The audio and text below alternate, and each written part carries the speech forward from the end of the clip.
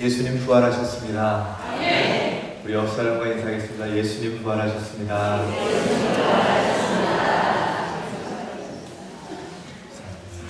예배 자리에 나오신 우리 성도님들과 성도님들 가정마다 주님의 한없는 은혜와 평강이 넘쳐나길 간절히 소망합니다. 예수님이 부활하신 건 확실한 사실인데, 근데 역사적으로 예수님의 부활을 믿지 못하는 사람들이 많이 있었습니다. 18세기 영국의 유명한 법률가인 길버트 베스트라는 무신론자가 이런 말을 했어요. 예수 그리스도의 부활은 허무맹랑한 거짓말이다. 그래서 그것을 증명해서 지구촌에서 기독교를 영원히 추방시켜 버려야겠다, 이렇게 다짐을 했습니다. 그런데 그가 얼마 가지 못해서 복음서에 있는 예수 그리스도의 부활이 확실한 사실이라는 사실을 깨닫습니다. 그래서 그는 예수 부활이 거짓말이라고 그것을 증명하려고 했다가, 반대로 예수 그리스도의 부활은 이 세상에 그 어떤 사실보다도 확실한 사실입니다 라고 예수 그리스도의 부활을 논증하는 논증자가 되었습니다. 19세기 미국의 남북전쟁의 영웅이었던 루 월레스라는 장군이 있습니다. 이분은 천재적인 문필가였어요. 어느 날 그의 친구 로버트 잉고솔 대령과 이야기를 나누다가, 어떻게 현대인들은 그렇게 똑똑한데 예수 그리스도가 부활했다, 그것을 믿을 수가 있는가? 예수 그리스도의 부활은 거짓말인데 그런 사실을 어떻게 믿을 수가 있는가? 우리가 책을 써서 이 기독교에 사로잡힌 인류를 그 사슬을 깨끗하게 풀어주자, 해방시켜주자 라고 해서 책을 쓰기로 결단합니다. 이 월레스라는 이 사람이 유럽과 미국의 유명한 도서관들을 찾아다니면서 자료를 수집하고, 그래서 예수 그리스도에 대한 사실이 허무맹랑한 소리라는 것을 증명하기 위해서 책을 쓰기 시작합니다. 그런데 그도 얼마 가지 못해서 하나님의 살아계심을 경험하게 됩니다. 책을 쓰다 말고 그 자리에서 무릎을 꿇고, 당신은 나의 왕이시오, 당신은 나의 하나님이십니다, 그렇게 고백합니다. 예수 그리스도 부활에 대한 반증을 책을 쓰려고 했다가, 오히려 그도 반대되는 책을 쓰려고 했다가 다른 책을 쓰게 되는데, 그 책의 이름이 무엇이냐면, 그 책은 우리가 잘 알고 있는 벤허입니다. 영화로도 보신 분들이 계실 거예요. 너무나 감동적인 이야기죠. 영국의 옥스퍼드 대학의 유명한 역사학자인 토머스 아놀드라는 사람은 여러 해 동안 다른 시대의 역사를 주의 깊게 살펴보고 연구 결과를 발표하는데, 그가 이렇게 발표를 했어요. 나는 여러 해 동안 과거의 역사를 연구하고 이에 대하여 기록한 문헌과 유물을 고증하여 그 사실 여부를 조사하여 왔습니다. 그런데 신이 인류에게 주는 표징, 곧 그리스도가 죽으셨다가 다시 살아나셨다는 사실만큼 더 분명하고 완전한 사실을 인류의 역사상 저는 본 적이 없습니다. 그가 이렇게 결론을 내렸다는 것입니다. 사랑하는 여러분, 예수 그리스도의 부활은 누구도 부인할 수 없는 명백한 사실인 줄로 믿습니다. 그럼에도 불구하고 부활을 믿는 일은 그렇게 쉬운 일이 아니에요. 어느 정도 어렵냐면, 예수님의 제자 중에 도마라는 사람이 있습니다.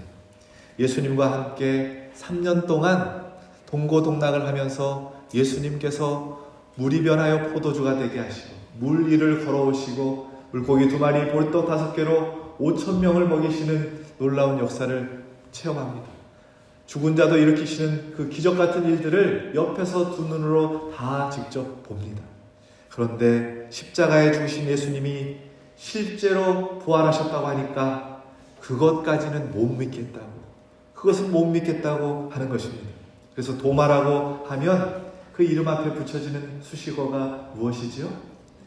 의심 많은 제자, 의심 많은 사람이라는 별명이 그에게 붙습니다. 그런데 사실은 예수께서 죽은 지 3일 만에 부활하신다, 그 말을 믿고 기억한 제자는 아무도 없었습니다. 도마만 믿지 않았던 것이 아니라 모든 제자들이 예수님의 부활을 기대하지도 않았고 믿지도 않았습니다. 그냥 무섭고 두려워서 문을 걸어 잠그고 숨어 지냈을 뿐입니다. 부활하신 주님이 오실 것이라고 기대하고 흥분한 제자는 단 한 사람도 없었습니다. 복음서에 분명하게 기록하고 있습니다. 마가복음 16장 10절 11절 말씀에 마리아가 가서 예수와 함께 하던 사람들이 슬퍼하며 울고 있는 중에 이 일을 알리며 그들은 예수께서 살아나셨다는 것과 마리아에게 보이셨다는 것을 듣고도 믿지 아니하니라. 마리아가 전한 소식을 듣고도 제자들은 믿지 않았습니다. 누가복음 24장 11절에서도 사도들은 그들의 말이 허탄한 듯이 들려 믿지 아니하나 헛소리로 들렸다는 거예요. 여인들이 부활하신 주님을 만나고 제자들에게 이야기했음에도 불구하고 그 소식을 받아들이지 않았다는 것이지. 요한복음 20장 9절에도 그들은 성경에 그가 죽은 자 가운데서 다시 살아나야 하리라 하신 말씀을 아직 알지 못하더라. 제자들은 몰랐다는 거예요. 마가복음 16장 13절에도 두 사람이 가서 남은 제자들에게 알렸으되 역시 믿지 아니하니라. 성경의 모든 제자들이 예수님의 부활에 대해서 기억하지도 않았고 믿지도 않았습니다. 여러분, 그렇다면 도마의 입장에서는 억울한 일이지요. 도마만 의심이 많고 믿음이 없었던 것이 아니라 사실은 모든 제자들이 다 믿음이 없는 같은 형편에 있었다는 것입니다. 그렇다면 다른 제자들은 어떻게 예수님의 부활을 믿게 되었는가? 그 내용이 바로 오늘 본문 앞에 등장하는데, 예수님께서 제자들에게 나타나셔서 친히 몸을 보여주시고 손의 못자국과 옆구리의 창자국을 제자들에게 보여주셨습니다. 예수 그리스도가 부활하셨다는 사실을 믿게 한 것이 아니라 그냥 보고 그들은 믿게 되었습니다. 주님이 부활하신 것을 두 눈으로 직접 확인했기 때문에 믿으려고 노력하지 않아도 되었습니다. 인생의 한계인 이 죽음을 뛰어넘을 수 있다는 것을 부활하신 주님을 만나고 그 주님을 경험하고 죽음을 뛰어넘는 믿음이 그들에게 생긴 것이지, 뿐만 아니라 그 전에 예수님께 들었던 모든 말씀들, 십자가의 복음과 부활, 이 기독교의 핵심이 정리가 되면서 다른 제자들은 믿음이 업그레이드가 되었다라는 것입니다. 여러분 보세요. 처음에는 다른 제자들도 믿질 않았습니다. 그러나 이제는 제자들이 부활의 확신을 갖고 경험을 초월하고 이성을 초월하는 엄청난 믿음의 소유자들이 되었습니다. 그러니까 10명의 제자들이 인간의 이성과 경험을 초월하는 부활의 소망을 갖게 되고, 믿음이 업그레이드가 된 이유는 제자들이 어떤 노력을 하고 무엇을 열심히 해서가 아니라 그냥 단 한 가지, 제자들이 있어야 할 자리에 모여서 있었기 때문이라고 성경이 우리에게 가르쳐주고 있습니다. 반대로 도마는 그렇게 될 수 없었습니다. 그 이유가 무엇입니까? 24절 말씀을 우리 함께 봉독합니다. 12 제자 중에 하나로서 디두모라 불리는 도마는 예수께서 오셨을 때에 함께 있지 아니한지라. 다른 제자들이 부활의 믿음으로 업그레이드 될 때에 도마가 부활하신 주님을 믿지 못하겠다고 한 이유는 제자들이 함께 모여있던 그 자리, 있어야 할 그 자리를 지키지 않았기 때문이라고 성경이 가르쳐주고 있습니다. 그런데 이랬던 도마에게도 갑자기 이성과 경험을 초월한 부활의 소망과 확신을 갖게 되고 믿음이 업그레이드가 되는 사건을 경험하게 됩니다. 그러면 주님의 부활을 의심했던 도마가 무슨 사건 때문에 주님의 부활을 믿는 자가 되었는가 하는 것입니다. 26절 말씀을 함께 봉독합시다. 8해를 지나서 제자들이 다시 집안에 있을 때에 도마도 함께 있고 문들이 닫혔는데 예수께서 오사 가운데 서서 이르시되 너희에게 평강이 있을지어다 하시고, 아멘. 도마가 뭘 열심히 했다라는 이야기는 없습니다. 뭘 보여주었다는 이야기도 없어요. 뜨거운 헌신을 했다는 이야기도 없습니다. 그가 한 것이라고는 반드시 있어야 할 그 자리, 주님이 찾아오시겠다고 약속하신 그 자리를 지켰더니 부활하신 주님이 도마에게도 나타나셔서 만나주셨다라는 것입니다. 그리고는 도마에게 보라라고 말씀하세요. 손에 못자국을 보여주고 옆구리에 창자국을 보여주고 만져보라고 하십니다. 그런데 이상해요. 지금 주님이 하시는 이 행동들은 제자들이 도마에게 부활하신 주님을 만났다고 말할 때 도마가 도무지 믿지 못하겠다고 했었던 이야기들이었습니다. 25절에 자신이 그분을 눈으로 보고 십자가에 못 박힌 손과 옆구리의 창자국을 만져보지 않으면 내가 믿지 못하겠다라고 그렇게 이야기를 했었습니다. 그때는 분명히 예수님이 그 자리에 계시지 않았었어요. 그런데 지금 문이 닫혀있는 이 공간을 주님이 뚫고 들어오셔서는 실제 주님이 당신의 몸과 옷자국과 창자국을 도마에게 보여주고 있는 것입니다. 도마가 깜짝 놀랐어요. 그러면서 하는 도마의 고백이 28절 말씀입니다. 함께 봉독합시다. 도마가 대답하여 이르되 나의 주님이시요 나의 하나님이시니이다. 아멘. 이 공간에 계시지 않았던 분이 내가 한 말을 다 듣고 계셨다면 저분은 반드시 살아계신 하나님이시다. 이렇게 고백하고 있는 것이지. 도마가 그렇게 부활의 주님을 만나고 부활을 의심했던 믿음에서 부활을 증거하는 믿음으로 바뀌게 되었습니다. 그 이유는 내가 있어야 할 그 예배의 자리, 복음의 자리, 기도의 자리, 그 자리를 지키기만 해도 그 자리를 지킨 그 한 가지 이유 때문에 믿음이 회복되고 부활의 믿음으로 나아가게 되었다라는 것입니다.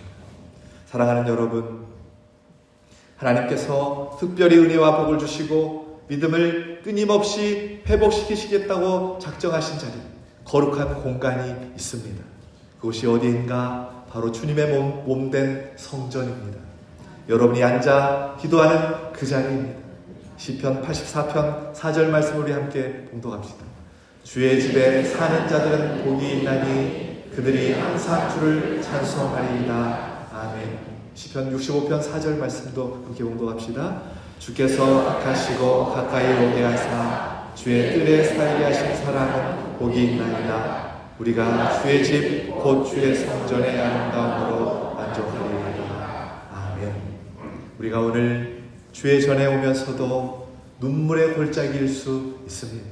고통 속에 있을 수도 있지만 그 자리만 지켜도 하나님의 은혜가 임하고 회복이 일어나고 믿음이 업그레이드 된다는 사실을 오늘 우리에게 성경이 가르쳐주고 있습니다.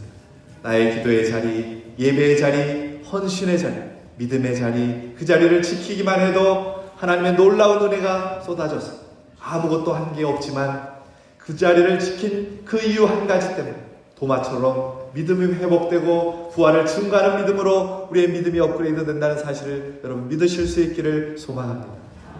그런 의미에서 우리 옆사람과 다시 한번 인사하겠습니다. 기도의 자리를 지킵시다. 예배의 자리를 지킵시다. 의심받는 이 제자였던 도마가 이후에 어떻게 되었는가? 요한복음 21장 2절 말씀을 우리 함께 봉독합시다. 시몬 베드로와 디두모라 하는 도마와 갈릴리 가나 사람 나다나엘과 세베대의 아들들과 또 다른 제자들이 함께 있더니 아멘. 부활의 주님을 만난 이후부터는 도마는 제자들이 있어야 할 그 자리를 지키며 예배하고 기도했다라는 것입니다. 사도행전 1장 12절에서 14절 말씀 함께 봉독합시다. 제자들이 감람원이라 하는 산으로부터 예루살렘에 돌아오니 이 산은 예루살렘에서 가까워 안식일에 가기 알맞은 길이라. 들어가 그들이 의뢰하는 다락방으로 올라가니 베드로와 야고보 안드레와 빌립 도마와 바돌로메 마테와 및 알페오의 아들 야고보 셀로신 시몬 야고보의 아들 유다가 다 거기 있어 여자들과 예수의 어머니 마리아와 예수의 아우들과 더불어 마음을 같이하여 오로지 기도에 있었다. 아멘. 기도의 자리에 이 도마가 함께 있었다라는 것입니다. 도마는 그 뒤로부터 내가 있어야 되는 은혜 받는 그 자리, 기도의 자리, 예배의 자리, 회복의 자리, 헌신의 자리를 지켰다라고 성경이 우리에게 가르쳐주고 있습니다. 성경은 도마에 대해서 여기까지만 가르쳐주고 있어요. 그런데 그 다음에 도마가 어떻게 되었는가 기독교 역사가 증언하고 있습니다. 그 이후에 도마는 복음을 들고 페르시아로 갑니다. 지금 이란 땅이죠. 그리고 계속 동쪽으로 이동해서 인도까지 가게 됩니다. 에데스라는 지역 원주민들에게 복음을 증거하다가 원주민의 창에 맞아서 그 자리에서 순교를 당하고 맙니다. 그런데 도마가 순교하면서 남겼던 마지막 말이 무엇이었냐면 하나님, 나는 주님을 예배합니다 라는 말이었답니다. 도마의 인생에 비록 있어야 할 자리에 있지 못한 적도 있었지만 예배의 자리가 얼마나 중요한지를 깨닫고 나서 주님 만날 수 있는 그 자리를 지키기 위해서 목숨을 걸었던 그는 결국 순교의 자리까지 가서 하나님께서 명령하신 그 자리를 지키다가 하나님 나라의 부르심을 받았다라고 역사가 증언하고 있습니다. 사랑하는 여러분, 우리가 하나님 앞에 대단한 것은 할 수 없을지라도 하나님께서 우리에게 은혜 주시기로 작성하신 예배와 기도와 헌신의 자리를 지키심으로 부활하신 주님으로부터 영적인 회복과 보고 믿는 것이 아니라 보지 않고도 믿는 그 믿음이 업그레이드가 되는 주님의 참된 제자들이 우리 기독교 모든 성도님들 되시길 예수 그리스도의 이름으로 축원합니다. 그런데 오늘 우리가 한 가지 주목해야 할 사실이 있습니다. 그것은 예수님께서 도마의 믿음을 회복시키기 위해서 사용하셨던 방법이 무엇인가 하는 것입니다. 27절 말씀 우리 함께 봉독합시다. 도마에게 이르시되 내 손가락을 이리 내밀어 내 손을 보고 내 손을 내밀어 내 옆구리에 넣어보라. 그리하여 믿음 없는 자가 되지 말고 믿는 자가 되라. 아멘. 예수님께서 도마의 믿음을 회복시키실 때 사용하셨던 방법은 예수님의 상처를 도마에게 보여주셨습니다. 이 땅에서 우리 주님의 삶은 온통 상처투성이였습니다. 이사야 53장 3절 말씀을 함께 봉독합시다. 그는 멸시를 받아 사람들에게 버림을 받았으며 간고를 많이 겪었으며 질고를 아는 자라. 사람들에게 멸시받고 상처받았습니다. 예수님은 말구유 초라한 곳에서 태어났어요. 헤롯이 죽이려고 해서 애굽까지 도망가야만 했습니다. 고향 사람들은 모두 그를 무시했습니다. 제자 가룟 유다에게 배반을 당해 팔려지게 되고 머리 둘 곳조차 없어서 마음 편한 곳이 없어서 제대로 쉬지도 못하셨습니다. 십자가에 매달리게 되었고 그의 가장 큰 상처는 십자가에서 마지막까지 엘리 엘리 라마 사박다니 그렇게 하면서 아버지에게까지 버림을 받으셨습니다. 온통 상처투성이셨습니다. 그런데 보세요. 부활하신 주님께서 믿음이 다운되어 있는 제자들을 찾아와서 믿음을 회복시켜 주시고 부활의 소망을 주고 믿음을 업그레이드 시키기 위해서 사용하신 방법이 어떤 기적을 일으키고 능력을 행하는 것이 아니라 자신의 상처를 보여주었다라는 것입니다. 가쇼 기다몰이라는 사람이 쓴 하나님의 아픔의 신학이라는 책에서 그리스도는 자신의 상처를 가지고 우리의 상처를 치유하셨다라고 말합니다. 예수님이 우리를 치유하고 회복하고 우리의 믿음의 업그레이드를 시킬 때 이적과 기적을 행하고 능력을 행한 것이 아니라 상처를 보여주면서 상처받은 자를 치유하셨다라는 것이죠. 이것이 무엇을 의미하는가? 부활의 주님을 만난 그리스도인들에게 우리의 상처는 더 이상 감추고 싶은 아픔의 자리가 아니라 예수님처럼 그 상처를 가지고 타인을 살리고 타인을 회복시키고 타인을 격려하는 영광스러운 하나님의 도구로 사용해야 된다라는 것을 우리에게 가르쳐주는 것입니다. 한 소년이 태어났는데 팔이 없었어요. 두 다리도 없었습니다. 몸뚱아리만 있는 거예요. 이 소년은 8살 때부터 죽고 싶다라는 생각을 하게 되었어요. 학교를 갔는데 이 괴물아 외계인이다 그러면서 친구들이 옆에 오지도 않은 것입니다. 비웃었어요. 너무나 고통스러웠습니다. 자신의 미래가 암담해서 8살 때부터 이 아이가 자살을 시도하기 시작합니다. 죽을 기회만 보이면 죽으려고 몸부림을 쳤어요. 마음속에 다른 것보다 하나님을 향한 분노가 너무 컸습니다.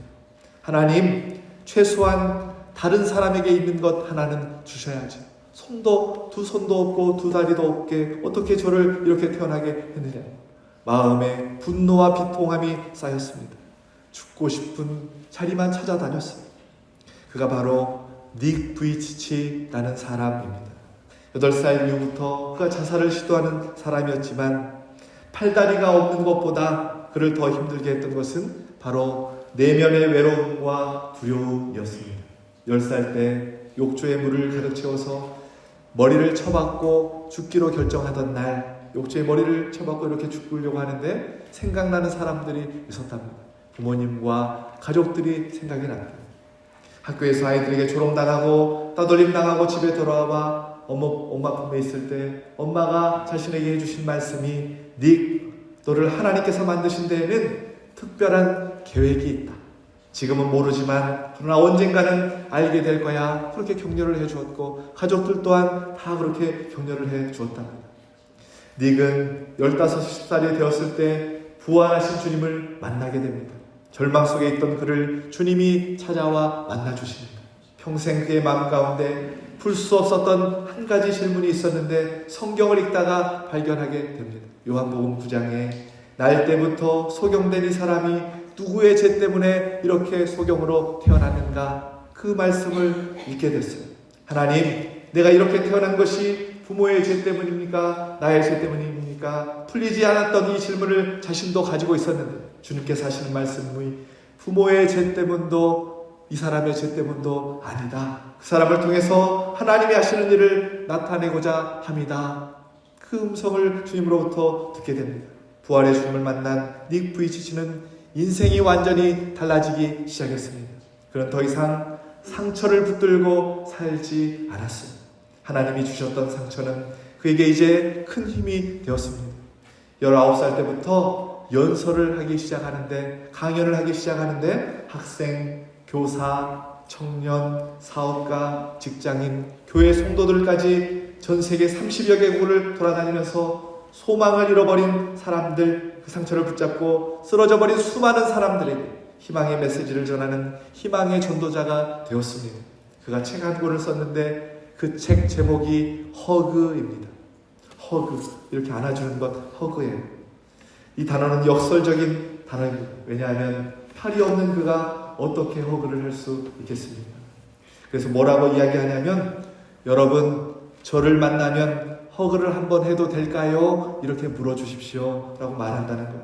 자기는 못하니까. 그래서 그 허그의 의미는 당신의 상처와 아픔, 한계를 포용하고 당신의 비전도 허그하라, 포용하라 라는 의미라고 가르쳐주고 있습니다.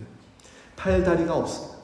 그래서 그것이 상처가 되었는데, 그러나 부활의 주님을 만나고 나서 이후부터는 닉은 그 상처를 가지고 인류의 소망이 없는 절망당한 모든 것을 포기하고 살아가는 사람들에게 상처를 통해서 이제 타인을 살리고 회복하고 희망을 주고 소망을 주는 도구로 사용하고 있다라는 것입니다. 그 상처는 하나님이 역사하신 흔적이자 하나님이 사용하시는 부활의 도구가 되었습니다. 사랑하는 여러분, 오늘은 부활주일입니다. 부활하신 주님께서는 우리에게 상처를 숨기지 않으십니다. 당신의 몸과 영혼을 꿰뚫는 그대로 그 상처를 우리에게 드러내 보여주십니다. 예수님께서는 상처를 상처로 되갚는 것이 아니라 사랑과 용서와 승리로 변화시켜 주십니다. 또한 그 상처를 가지고 영원히 죽어 묻히시는 것이 아니라 무덤을 열고 부활하시어 세상의 모든 사람들의 눈에 흐르는 눈물을 닦아주시는 희망의 원천이 되셨습니다.